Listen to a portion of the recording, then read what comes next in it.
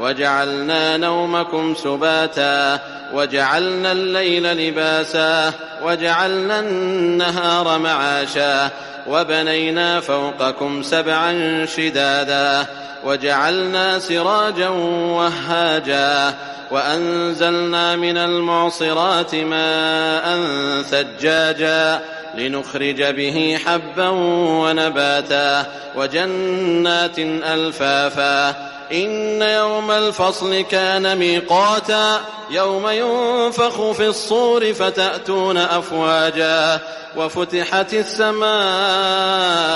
فكانت أبوابا وسيرت الجبال فكانت سرابا إن جهنم كانت مرصادا للطاغين مآبا لابثين فيها أحقابا لا يذوقون فيها بردا ولا شرابا